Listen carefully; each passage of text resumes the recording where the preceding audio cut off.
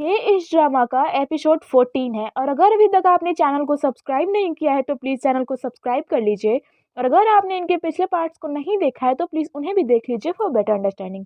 Episode की शुरुआत में वांगली के दल का एक योद्धा मर जाता है। ये देखकर कुल्लून अपनी पूरी शक्ति से बिना चेहरे के दानव के ध्वनि उत्पादक यंत्र पे हमला करता है, पर कोई असर नहीं होता, बल्कि कुल्लून ही जख्मी हो जाता है। इधर ये सभी जीशो की कब्र पे पहुंच जाते हैं और वहां लोमड़ी बाई चियांची नहीं होती। ये भी समझ जाते हैं कि ये बाई चियांची की चाल है। फिर भी जैंगलिंग बोलता है कि अगर ये उसकी चाल है तो मैं अंदर जरूर जाऊंगा, क्योंकि हमारे पास अब कम समय है और सारे योद्धा भी इस पुराने शहर में फंसे हुए हैं।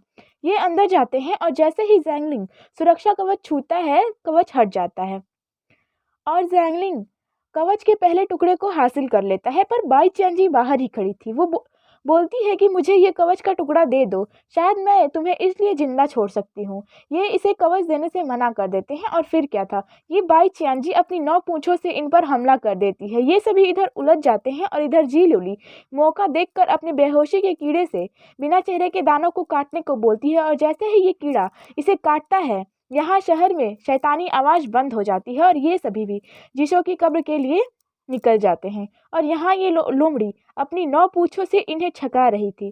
जैंगलिंग समझ जाता है कि आखिर तलवार गुरु ने इन्हें गेंदों से लड़ने के लिए क्यों बोला। ये टी लैंग को अपनी आंखें बंद करके 9 पूंछों का सामना करने को बोलता है और ये लड़ते भी हैं। पर इस तरह आखिर ये कब तक लड़ते। जी ल्यूरी जीशो की कब्र को ही बाई चियांजी के ऊपर फेंक देती है और उसे बचाने के चक्कर में जीशो की कब्र टूटकर राख में बदल जाती है। अब तो बाई चियांजी के गुस्से का कोई ठिकाना ही नहीं रहता। वो इन्हें अपने पूंछ में जकड़ लेती है। तभी जैंगलिंग के अंदर वांशी का अंडा फूट जाता है और जैंगलिंग की तलवार निकल जाती है, जो उसके छाते से एक जादुई तलवार में बदल चुकी थी और बाई चियांजी के सीने के आर पार निकल जाती है, जिसकी वजह से बाई चियांजी को ही पीछे हटना पड़ता है। सभी खुशी से उछलने लगते हैं। फीफी भी खुश होती है पर इन्हें दिखाती नहीं। आगे ये सभी मिल जाते हैं। फीफी इन्हें बताती है कि हमें कवच का टुकड़ा मिल गया है। ये सुनकर सभी खुश हो जाते हैं, पर जैसे ही ये कवच का टुकड़ा जैंगलिंग के हाथों में देखते हैं, मानो इनकी खुशी एक पल में ही गायब हो जाती है। तलवार गुरु भी खुश होती हैं और बोलती हैं कि यकीन नहीं हो रहा कि जैंगलिंग को कवच का पहला टुकड़ा मिल गया है। यहाँ ये बाई चियांजी जीशो की कब्र तबाह हो जाने के कारण अपना रोना धोना शुरू करती है। शायू यहाँ बुदोंग की हालत के लिए खुद को ही जिम्मेदार समझती है। तभी यहाँ ये छोटी बच्ची आती है और बोलती है कि अगर तुम चमत्कार पे विश्वास करती हो तो मैं तुम्हारी मदद कर सकती हूँ, तो क्या तुम मुझे अपना गुरु मानोगी। शायू हाँ बोल देती है और जैसे ही ये हाँ बोलती है, बाई चियांजी प्रकट हो जाती है। मतलब बाई चियांजी ने ही इस बच्चे के शरीर पे कब्जा किया था और एक ही पल में ये शायू को अपने वश में कर लेती है। आगे टी लैंग, फीफी और जैंगमिंग आगे आते हैं और टी लैंग फीफी से बोलता है कि मुझे पता है कि तुम दोनों ने मुझसे जो झूठ बोला था वो बस छायादानों से मेरी जान बचाने के लिए बोला था। मैं गुस्से में पागल हो गया था, मुझे माफ कर दो। जैंगलिंग भी फीफी से बोलता है कि अगर मेरे पिता ने तुम्हारी माँ की जान ली है तो तुम मेरी जान ले सकती हो, पर मैं चाहता हूँ कि अगर वो तुमसे मिले तो तुम उन्हें सफाई का एक मौका जरूर दो। फीफी मान जाती है। तीनों एक दूसरे को माफ कर देते हैं। जी ल्यूली भी इन्हें बोल देती है कि मुझे जैंगलिंग के अलावा तुम दोनों की कोई फिक्र नहीं, और अगर जरूरत हुई तो जैंगलिंग के लिए मैं तुम्हें मार भी सकती हूँ, स्पेशली तुम्हें भी। फीफी फीफी बोलती है कि लगता है तुम मुझे पसंद नहीं करती। ल्यूली बोलती है कि तो तुम चाहती हो कि मैं सारी बातें तुम्हें खुलकर बताऊं। इन दोनों लड़कियों का झगड़ा रोकने के लिए बीच में आता है जैंगलिंग और जी ल्यूली को उसके गुफा में वो वापस भेज देता है। आगे ये गुइहो एक घर पर उसके मालिकों को मारकर उस पर कब्जा कर लेता है, जहां ये घायल लोमड़ी आराम करने वाली थी। गुइहो शुअर दानों को बाई चियांजी के सामने लाता है और ये लोमड़ी उसका बायां हाथ काट देती है और बोलती है कि अगर तुम अगली बार भी ल्यूलू को मारने में नाकामयाब रहे तो तुम बताओ तुम्हारा कौन सा पैर मैं काटूंगी। सुअर दानव बोलता है कि बायां पैर ही काट देना। लोमड़ी बोलती है कि ठीक है, तुम्हारा बायां पैर काटूंगी और तुम्हारी माँ का दायां पैर काट दूंगी। अपनी माँ का नाम सुनकर सुअर दानव जी ल्यूली को गद्दार बोलने लगता है और बोलता है कि मैं उसे अगली बार जरूर मार डालूंगा, प्लीज मेरी माँ को कुछ मत करना। और इसके बाद ये अपने खूनी कोठरी में आराम करने के लिए चली जाती है, जिससे वो अपनी खोई हुई शक्ति वापस पा सके। गुइयो से ये बोलती है कि अभी उन योद्धाओं को जाने दो क्योंकि मैंने उन्हें कम आंकने की गलती की थी। मगर जब मैं इस कोठरी से बाहर निकलूंगी तब उन्हें सबक सिखाऊंगी। आगे ताई पर्वत का शेर दिखाया जाता है। जैंगलिंग कवच का टुकड़ा आइनों की देवी को देता है और आईने की देवी इनसे बोलती हैं कि भले ही तुम तीनों एक दल में नहीं हो फिर भी जादुई लकड़ी की औषधि तुम तीनों को दी जाएगी, जिससे तुम्हारी शक्ति कई गुना बढ़ जाएगी। सभी को ताई गुरु औषधि देते हैं और सभी ने तो ऐसे मुंह बनाए हुए थे जैसे इनकी दुनिया ही लुट गई हो। ये कुल्लून तो फीफी के लिए भी खुश नहीं होता, पर बेचारा कियानकी ही खुश होता है और अकेले ही ताली बजाने लगता है। पर सभी के चेहरे देखकर ये बेचारा भी चुप हो जाता है। प्रतियोगिता से दो योद्धा पीछे हट जाते हैं। डोंग तो इसलिए पीछे हटता है क्योंकि उसे बूडोंग का ध्यान रखना था। सभी खुद से दल बनाने का अधिकार पा लेते हैं। ये दोनों सभी से शहर में जाकर एक साथ खाना खाने के लिए पूछते हैं, पर कोई इन्हें भाव भी नहीं देता। टी लैंग बोलता है कि मुझे तो लगा था कि ये सभी हमारे दोस्त हैं, पर ये तो हमारी खुशी में भी खुश नहीं है। तभी कियानक्यू आता है और इन्हें बधाई देता है। जैंगलिंग कियानक्यू से शक्ति मापक यंत्र उधार मांगता है। सभी गुरु अपने अपने शिष्यों के कवच का पहला टुकड़ा ना मिलने की वजह से निराश थे और अपने अपने तरीके से इन्हें फटकार लगाते हैं। ताई गुरु कुल्लून से पूछते हैं कि तुम्हारी हार का असली वजह क्या है। कुल्लून जवाब देता है कि मेरी युद्ध कला उतनी विकसित नहीं है जितनी होनी चाहिए और लोमड़ी मेरी उम्मीद से भी ज्यादा ताकतवर निकली। पर ताई गुरु बोलते हैं कि एक वजह और है। अगर वो लोमड़ी फीफी की जिंदगी का वास्ता देकर तुम्हें काउशिंग प्रतियोगिता छोड़ने को कहेगी तो क्या तुम फीफी को बचाने के लिए ये प्रतियोगिता छोड़ दोगे। और यहीं पे ये सीन कट हो जाता है। ये लोमड़ी और जी ल्यूली के गुफा में आते हैं और वहीं पे अपनी औषधि पीने के लिए बैठ जाते हैं। जी ल्यूली भी काफी खुश थी और वहाँ इनकी वजह से एक खुशनुमा माहौल बन जाता है। ये तीनों अपने औषधि को पीते हैं, पर इन्हें लगता है कि इन्होंने तो कुछ महसूस ही नहीं किया। इसलिए जैंगलिंग कियानक्यू के शक्ति मापक यंत्र का प्रयोग करता है। ये सभी बारी बारी से चेक करते हैं। टी लैंग की शक्ति 4 स्तर ऊपर जा चुकी थी और जैंगलिंग की भी युद्ध कला 7 स्तर ऊपर पहुंच चुकी थी। फीफी भी अपनी आत्मिक ऊर्जा का प्रदर्शन करती है और उसकी आत्मिक ऊर्जा तीसरे स्तर की थी, कुल्लून के बराबर। और ये सुनकर इसकी खुशी का तो ठिकाना ही नहीं रहता। ये दोनों कियानक्यू को अपने दल में शामिल होने के लिए बोलते हैं, पर ये बोलता है कि तियानशी घायल है, इसलिए मैंने वांगवी मी कांग्यू को अपने दल में शामिल कर लिया है और तुम चाहो तो शायू अभी बाकी है, उसे अपने दल में शामिल कर सकते हो। ये खुश होकर वहां से चले जाते हैं। फीफी इनके पास आकर बताती है कि मेरी आत्मिक शक्ति कुल्लून के बराबर तीसरे स्तर पर है, इसलिए अब मैं तुम पर बोझ नहीं हूँ और मैं तुमसे कंधे से कंधा मिलाकर तुम्हारी मदद भी कर पाऊंगी। पर कुल्लून इसे बोल देता है कि आज से हम एक दल नहीं होंगे। फीफी को इनकी बातें समझ नहीं आती तो वो यूनके से पूछती है कि आखिर कुल्लून कहना क्या चाहता है। यूनकी फीफी से बोलता है कि इन्हें लगता है कि तुम इनके सबसे करीब हो और अगर तुम हमारे दल में रही तो ये अपनी पूरी शक्ति तुम्हें बचाने में ही लगा देंगे, इसलिए तुम्हें दूसरे दल में शामिल हो जाना चाहिए। फीफी बोलती है कि हम तीनों एक साथ बड़े हुए हैं और हमेशा सुख दुख में साथ देने का फैसला किया था, तो अब मुझे क्यों निकाल रहे हो। मेरी भी शक्ति बढ़ गई है, मैं तुम पर अब बोझ नहीं हूँ। कुल्लून बोलता है कि फीफी तुम मेरी बोझ नहीं हो, तुम तो मेरी ताकत हो, पर हमारी शक्ति बढ़ती जा रही है और हमारे दुश्मन की भी। और अगर तुम्हारी फिक्र रहेगी तो मैं उन्हें हरा नहीं पाऊंगा और उन्हें हराने के बाद ही मैं तुम्हें खुश रख पाऊंगा। फीफी इससे पूछती है कि मेरे जाने के बाद मेरी जगह पे किसे लाओगे। तभी शायू वहां आ जाती है और फीफी भी समझ जाती है कि वो शायू है। तभी ये दोनों भी यहाँ आ जाते हैं और शायू को अपने दल में शामिल होने के लिए बोलते हैं, पर शायू इन्हें बता देती है कि ये कुल्लून के दल में शामिल हुई है और जैंगलिंग भी समझ जाता है कि फीफी को ही बाहर निकाल दिया है। ये दोनों फीफी को मनाने आते हैं, पर फीफी इनसे बात नहीं करती और तो और दरवाजा बंद करके बैठ जाती है। ये दोनों फीफी का बाहर ही इंतजार करते हैं और इंतजार करते करते शाम हो जाती है, पर ये जब फीफी बाहर आती है तो भी इनसे बात नहीं करती और वहां से चली जाती है। इनको एक साथ देखकर फीफी उदास हो जाती है और फीफी कुल्लून को गलत समझने के लिए उसे माफी मांगती है और बोलती है कि तुमने जो भी किया है वो जरूर कुछ सोच समझ के ही किया होगा। ये बोलकर ये वहां से चली जाती है।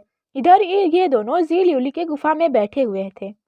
जी ल्यूली बोलती है कि इतना क्यों सोच रहे हो, मैं तुम्हारे दल में शामिल हो जाती हूँ। पर टी लैंग बोलता है कि तुम ऐसा नहीं कर सकती। पर ल्यूली बोलती है कि मैं तुम्हारी मदद करने के लिए नहीं बोल रही हूँ, मैं तो बस अपने जैंगलिन की मदद करूंगी और हमारे दल का नाम होगा धरती के वीर योद्धा। तभी फीफी वहां आ जाती है और बोलती है कि हाँ, नाम तो काफी अच्छा है, पर जी ल्यूली बोलती है कि तुम हमारे दल में नहीं हो, इसीलिए तुम्हारी राय मायने नहीं रखती। ये सुनकर फीफी भी वहां भाव खाने लगती है। ये दोनों इसे रोकते हैं और सारे बहुत ही खुश हो जाते हैं और इस बीच जी ल्यूली जैंगलिंग से चिपक चिपक कर बातें करने लगती है और और फीफी को जलाने लगती है। बात तो ये है कि ये फीफी को जलाने का एक भी मौका नहीं छोड़ती और फीफी भी भी जलने लगती है। फीफी बोलती है कि मुझे ये सब बिल्कुल पसंद नहीं है, पर जी ल्यूली बोलती है कि मुझे तो पसंद है और अगर तुम्हें नहीं पसंद है तो तुम अपनी आंखें बंद कर सकती हो। जैंगलिंग जी ल्यूली को चुप होने के लिए बोलता है, पर ये कहाँ मानने वाली है। अगले सीन में आईने की देवी इन्हें चौथे चरण के लिए कड़ी मेहनत करने के लिए बोलती हैं। तलवार गुरु तीनों को सुबह अभ्यास करने आने के लिए बोलती हैं। तभी इन दोनों को वांशी बुला लेती है। वो जैंगलिंग के अंडे से निकले हथियार की जानकारी देखती है और उसकी शक्ति देखकर काफी खुश हो जाती है और इनाम के तौर पर इनके पुराने कवच के बदले ये नए कवच देने का फैसला करती है और इन्हें अपने नए बारूदी गोले भी देती है। पर ये सुनकर ये सभी वहां से भाग जाते हैं और ये चिल्लाती ही रह जाती है। सुबह ये तीनों अभ्यास के लिए आते हैं। जैंगलिंग टी लैंग फीफी को समझाते हैं कि गुरु माँ हमें कुछ भी क्यों ना कहें या फिर कितना ही गुस्सा क्यों ना हो, उन्हें पलट कर जवाब मत देना और गलती से भी उनका अपमान करने की कोशिश मत करना, वरना लेने के देने पड़ जाएंगे। पर ओवर कॉन्फिडेंट फीफी बोलती है कि तुम दोनों चिंता मत करो, मैं सब समझ गई हूँ। वो बेचारी अकेली रहती हैं और ना उनका कोई परिवार है, ना ही कोई दोस्त है, कोई भी नहीं है उनका, इसीलिए तो वो दूसरों पे जुल्म ढाती रहती हैं। हमें जितनी तकलीफ होगी उन्हें उतनी ही खुशी होती है। वो बिल्कुल पागल हो चुकी हैं, पर मैं उनसे नहीं डरती और मैंने उस औषधि को अभी अभी पिया है जिससे मेरी शक्ति बढ़ गई है। दो दो रंगों की गेंद हो या चार रंगों की, मुझे फर्क नहीं पड़ता। फीफी गुरु माँ को घमंडी सन की और पता नहीं क्या क्या बोल देती है और ये सब पीछे ये सब बातें सुन लेती हैं। गुरु माँ फीफी को बोलती हैं कि मुझे पता है कि तुम्हारी शक्ति बढ़ गई है, तो चलो अभ्यास करते हैं। आज ये दोनों आराम करेंगे लेकिन तुम अभ्यास करोगी। फिर भी फीफी का कॉन्फिडेंस कम नहीं होता।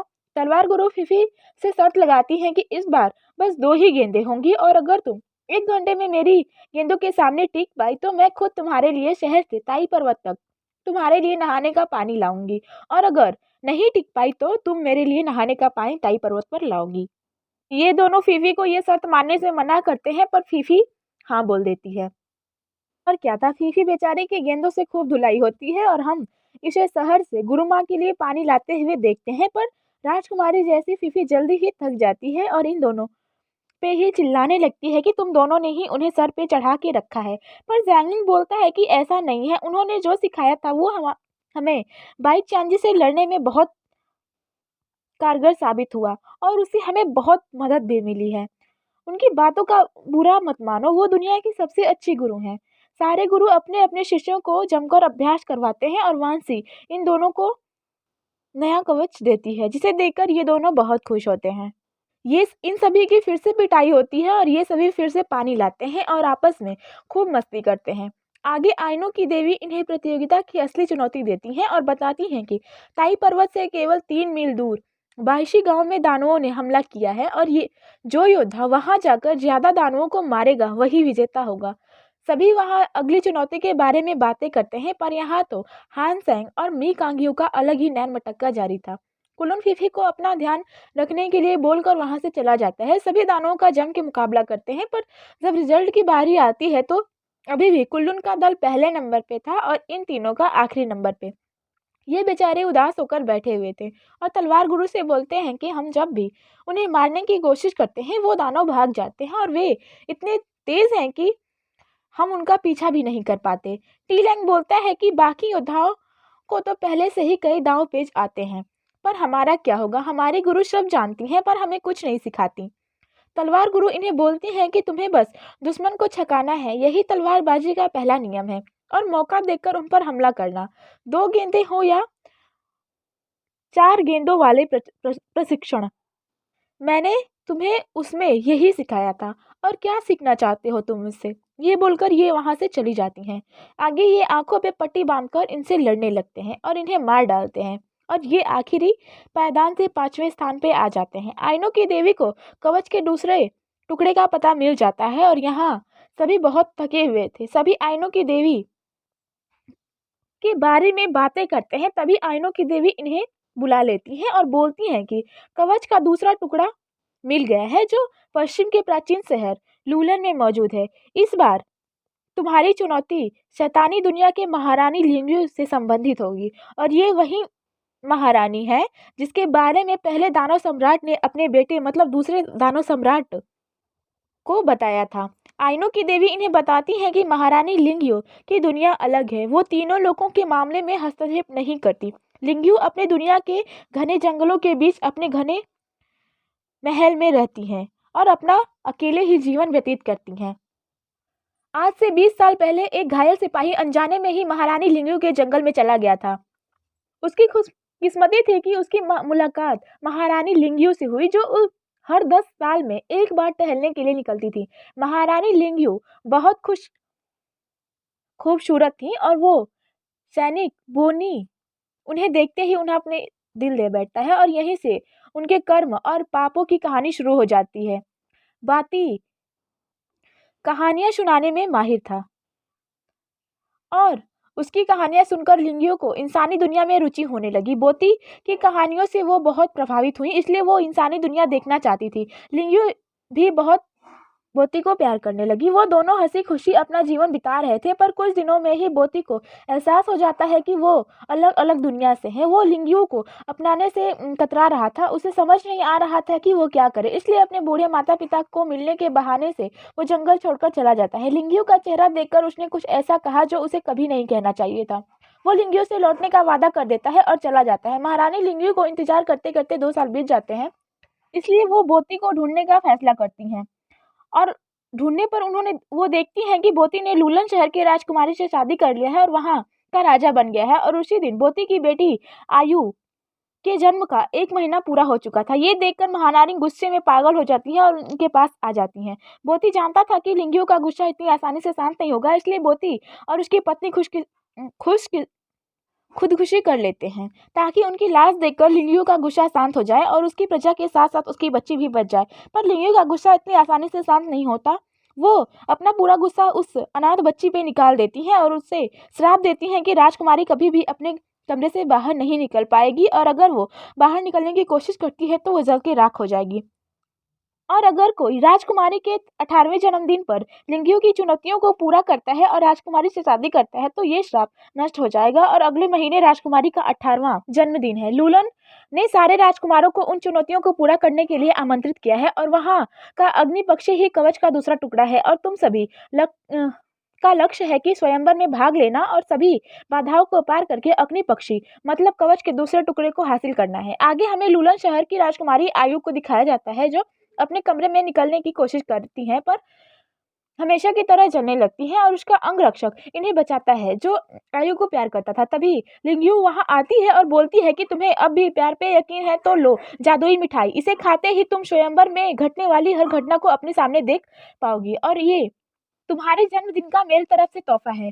तुम्हें अपनी आंखों से इस उम्मीदों को भी टूटते हुए देख लेना चाहिए। जिंदगी भर अपने पिता के कर्मों की सजा तुम्हें ही भुगतनी होगी। और ये बोलकर महारानी लिंगयू वहां से चली जाती हैं। ये दोनों घूम रहे थे। जीलियोली बोलती है कि मैं तुम्हारी मदद करके खुश हूँ, मुझे तो तुम्हारे अलावा और कुछ नहीं चाहिए। जैंगलिंग बोलता है कि मैंने आज तक तुम्हारे जैसी चिपकू लड़की नहीं देखी, मैं तुम्हें नहीं अपना सकता। जीलियोली बोलती है कि कोई बात नहीं, मैं लोमड़ी हूँ और जब तक मुझसे मुमकिन होगा मैं तुम्हारा साथ देने की कोशिश करूंगी। जैंगलिंग भी समझ जाता है कि ये कुछ नहीं समझने वाली है। सभी लूलान के लिए निकल जाते हैं। सारे गुरु इन्हें सही सलामत वापस आने को बोलते हैं। सभी सफर पे निकल जाते हैं। ये सभी एक जगह पे आराम करने के लिए बैठते हैं। वुफान जंगली फल खाता है। इंग इसे खाने से मना करती है, पर यह नहीं मानता। वांगवी और क्यानक्यू का दल सबसे आगे चलने का फैसला करता है, और बुफान का दल सबसे पीछे रहने का फैसला करते हैं। और यहीं पे ये एपिसोड खत्म हो जाता है। और अगर आपको ये एक्सप्लेनेशन अच्छा लगा हो तो प्लीज़ वीडियो को लाइक करिए, चैनल को सब्सक्राइब करिए। मिलते हैं अगले एपिसोड में। Thanks for watching.